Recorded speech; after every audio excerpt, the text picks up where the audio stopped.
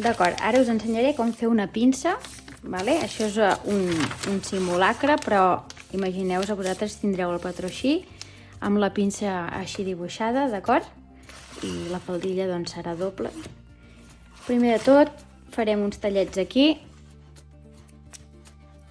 vale? A cada extrem de la pinça.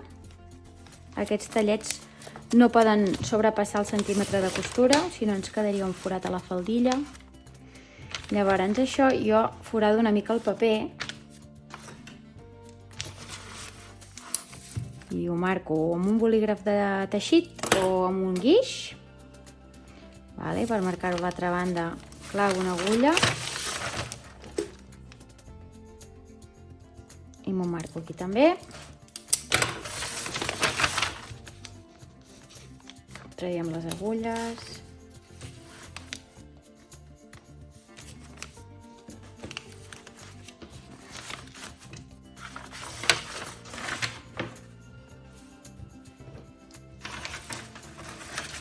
D'acord, ens dibuixem la pinça. Tinc un tallet aquí i la punteta aquí. Doncs faig coincidir aquests dos punts i aquests dos punts. D'acord, i faig el mateix a l'altra banda, uneixo aquest amb el tallet i amb el tallet. Vale, de moment ara farem aquest. Aleshores tenim el costat dolent mirant cap amunt, doblego, ajunto piquete amb piquete, vale, els dos tallets, i a la vegada ho faig anar fins al puntet que he fet abans. D'acord? Per comprovar-ho abans de cosir, sí, em poso unes agulles. Aviam.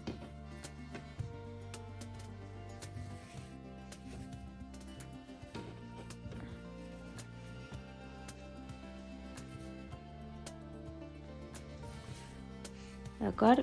Em poso unes agulles i comprovo que realment aquesta línia coincideix davant i darrere, okay? Que a vegades ens queda com doblegat malament. Un cop ho he comprovat, canviem les agulles de direcció, les posem així per poder cosir.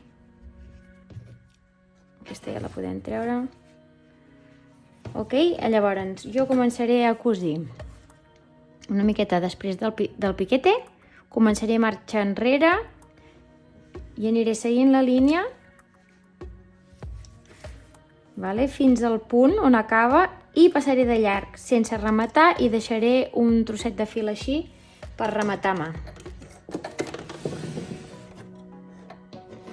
Entesos? Vinga. Començo a cosir una mica després del piquete. Comencem marxa enrere.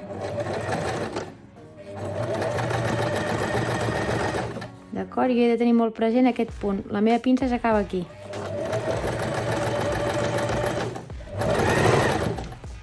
D'acord? I em passo de llarg.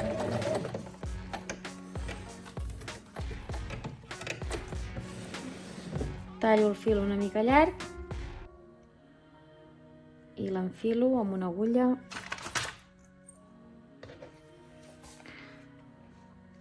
D'acord? I jo ara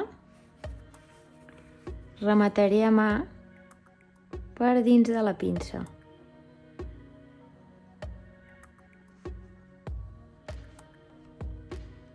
Per aquí, per exemple. Faig una passada,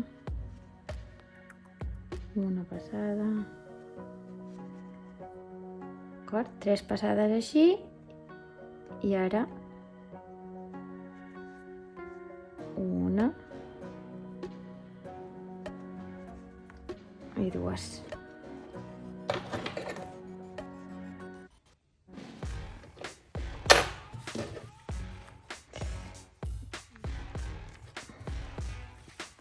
D'acord? i planxarem, i així és com recomano acabar les pinces.